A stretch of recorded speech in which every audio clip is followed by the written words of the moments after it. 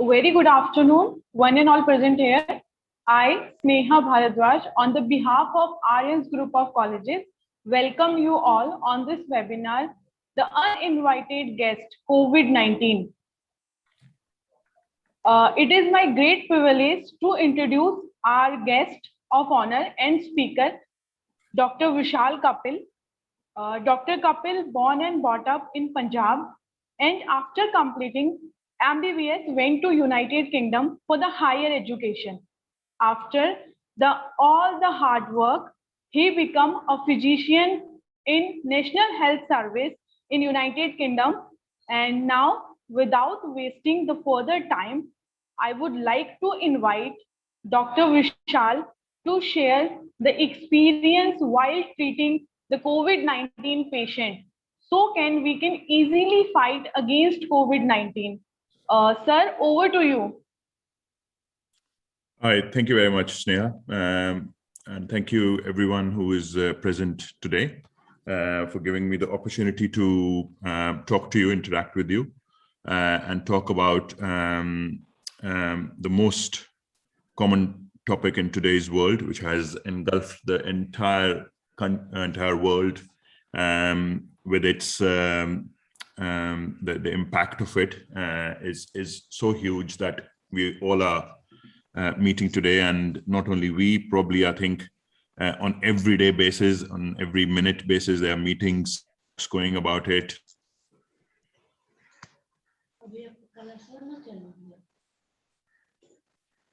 Of us. So I've called it uninvited guest because no one called for it. You know, we did not expect that, you know, something as big as this would come on so suddenly and you know, take over our lives. So I'll just cover some very basic facts. So the way I'm going to talk about today is just cover some very basic facts. You know, I'm not here to give you teaching about COVID or tell you what COVID is. You know, there's so much publicity around it, and people have taken a lot of interest, and people already know a lot about it.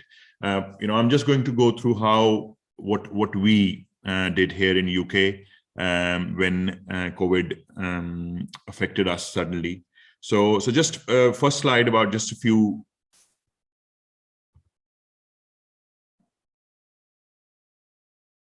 Can you all hear me? Yes, sir. Okay. Yes, sir. So I'm just going to cover a few facts here. So COVID-19, or it's called SARS-CoV-2. So it just stands for Severe Acute Respiratory Syndrome Coronavirus 2. The reason why it's called COVID-19 is because it was found in 2019. So they called it COVID-19. So it was, first of all, the first case of COVID-19 was detected in Wuhan in China. There is evidence to say that the natural host for the virus is bats.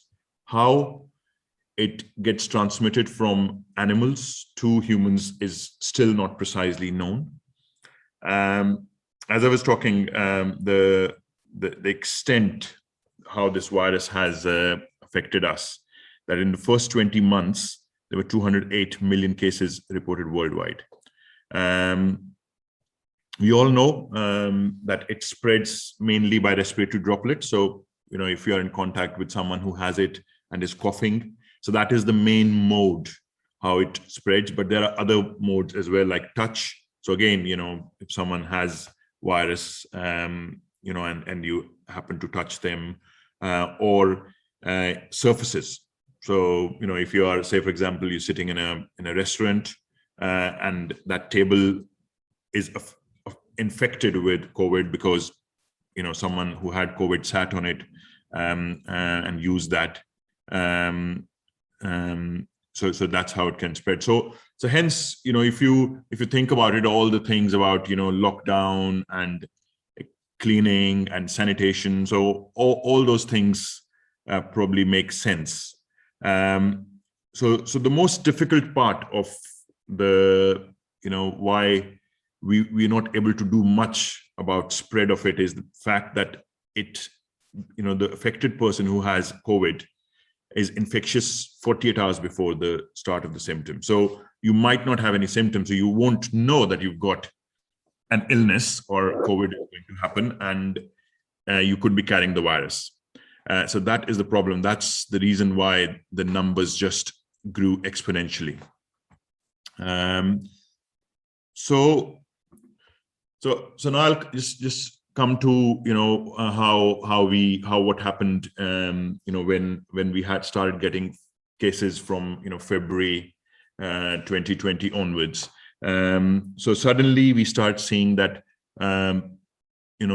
normally during February time the flu season in UK is probably subsiding, so we are expecting that there will be lesser people who will have common flu-like symptoms because the weather is getting a bit better, and people should be actually getting better from the seasonal flu, which happens every year.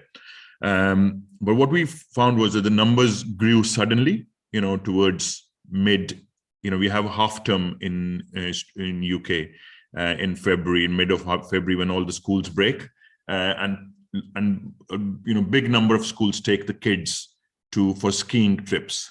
So Italy is a very favorite destination because there's a lot of snow there, and they have dedicated towns where skiing is like a business. The owners of the restaurants, the hotels and all,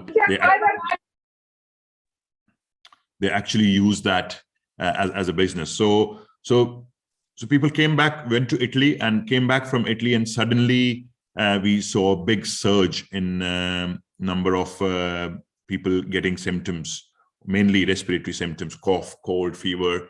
So that took us took us by surprise, because we were not expecting. And then we started thinking, oh, is this COVID which has come to us? Because at that time it was still not very well known. And then we started having huge numbers where people started getting really unwell, and it was a national emergency. The schools were closed. People were told to work from home, and we did not know, as the doctors and the hospitals, we didn't know what to do now, because traditionally doctors have seen patients, examined them, but then here we were, where we were at risk of having COVID from people who were already having the symptoms, and we had to think how we're going to manage that. So even the hospital gates were closed. I work in a clinic. Our clinics were closed, so we went down to remote working. So we started doing video consultations and telephone consultations, our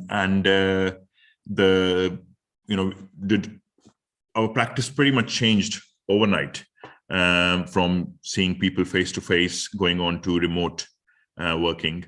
But with time, we sort of developed our, we adapted to the changing modes of working. We started treating a lot of patients on the phone, listening to their symptoms on the phone, doing video consultations, seeing them how they were. So in NHS, because it's a public funded system, it's a very good system. So people were handed over, oximeters, you check your oxygen saturations. So people who were getting unwell, so the National Health Service bought oximeters in bulk and started distributing it to the people. Then the issue came about, doctors' protection, PPE. There was lack of PPEs. So it was a very difficult time, very challenging time. A lot of times, you felt like, you really wanted to see the patient, to see what is happening with them, but, you couldn't, because obviously your own safety comes first. The lockdowns happened. We had a very strict lockdown. The first lockdown, pretty much the roads were, empty. People were quite sensible as well, and obviously people were scared as well. So that's when the lockdowns happened, the schools closed, remote schooling started happening. The hospitals were full of patients, the ICUs were full, the hospital doctors were really struggling with the amount of work which suddenly came. But I think it was probably one of those times when all of us had to get together, work together, because that was the only way we could get over it, or we could save people. A lot of people passed away, unfortunately. A lot of people lost their closed ones, which was quite sad, and I think quite emotionally challenging for everyone, but especially so for people who are working in health setting. So that was when we initially got the COVID-19 suddenly hit us. Over time, policies were made. There was meetings every day by the Prime Minister, by the Health Minister, by the Chief Medical Officer, and they devised their own policies, by which how to what we need to do further to to fight with the virus.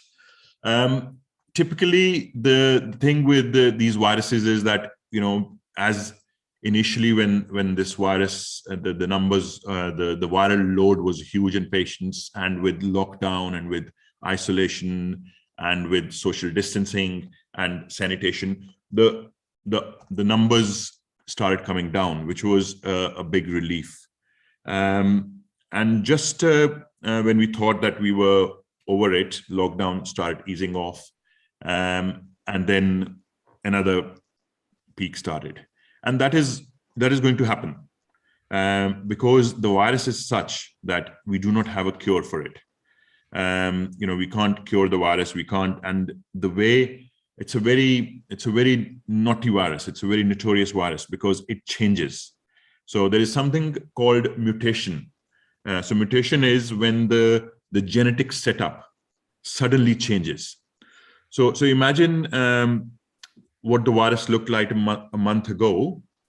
If that virus mutates, or it's the genes, the genetic setup of that changes, the virus can then just slight change, minimal change in the genetic setup could result in the virus, having another peak and new variants coming over, and with people mixing up, that mutation becomes more potent, and the virus becomes more potent.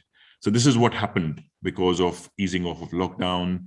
The variants started developing, and we all know all sorts of variants. Every country, not even country, in England we have strains, variant strains as per the counties, as per the states.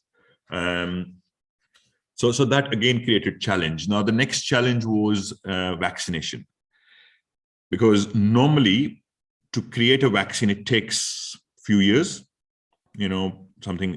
something like 8 to 10 years, sometimes even longer. But here we had to create a vaccine within months. So that was a big challenge. But the scientists across the world worked really hard, day and night. They were working on it. You have to test it on patients, so you have to do trials. So some brave people volunteered to be to take part in the trials. And then in UK, we started our vaccination program around, I would say, 8 months ago, 6 to 8 months ago. The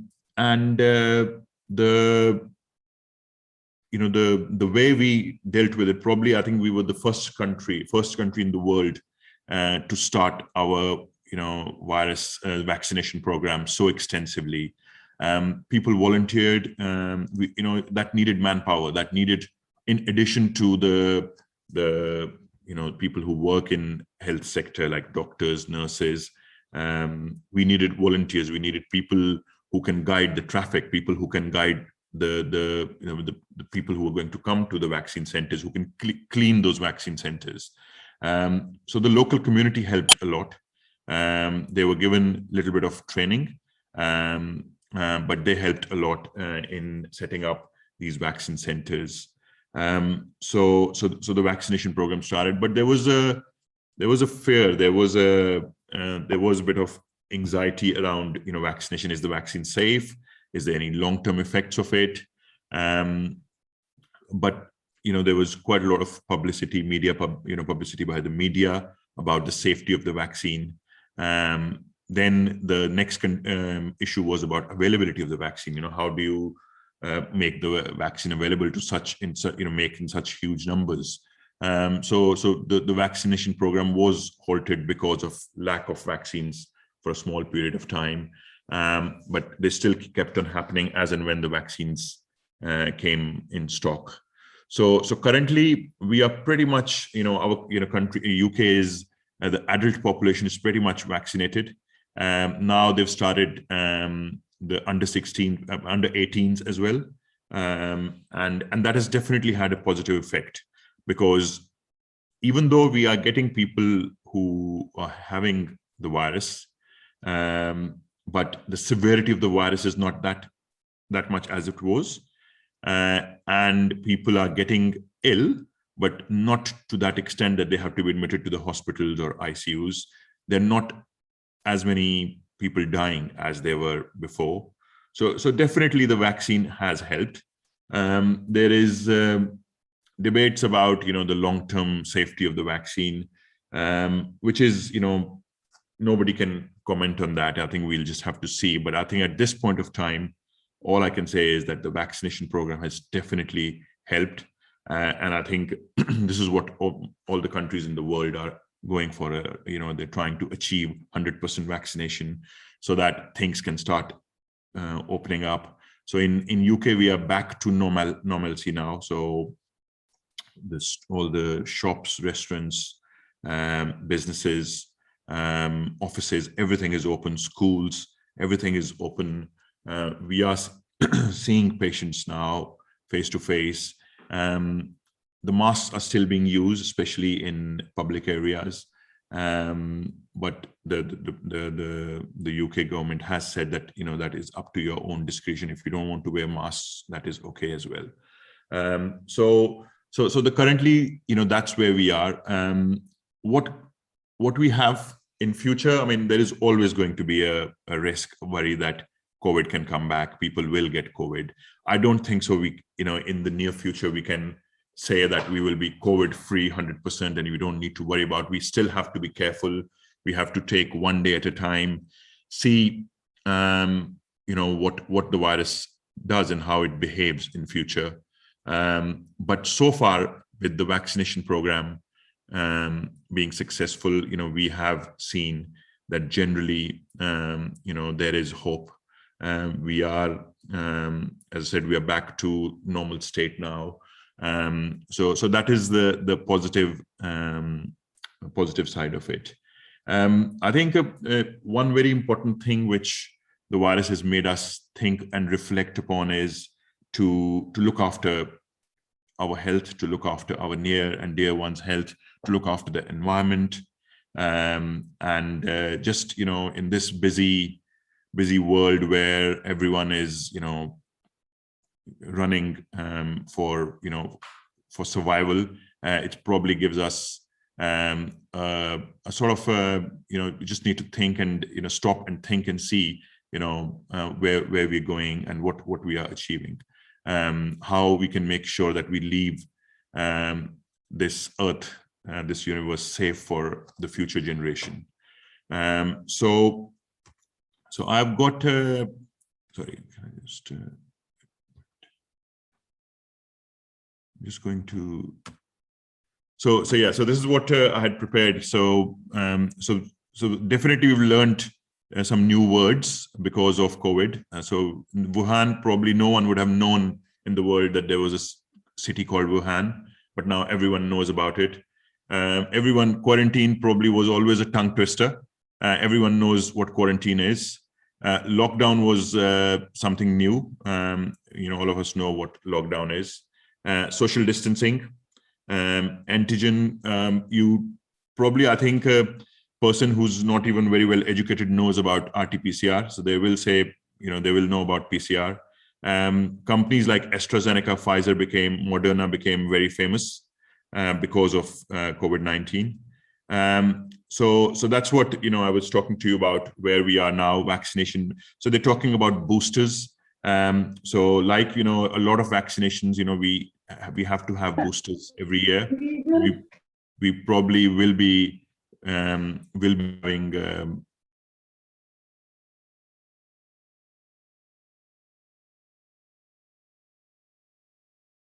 COVID plans as yet. I spoke about struggle with variants and then uncertainty. Future, yes, there is anxiety around the virus, as I spoke earlier, but I think the key thing is to remain positive. A lot of positives have come out as well because of the virus. Obviously, the negatives have been much more.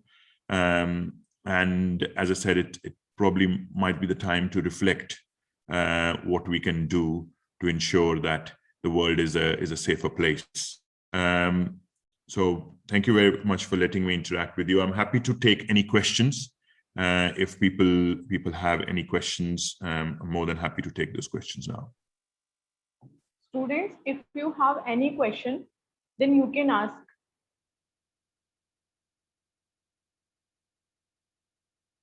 Anyone? Students, if you have any kind of question regarding the seminar, regarding the COVID-19, you can ask. No, ma'am. No, ma'am.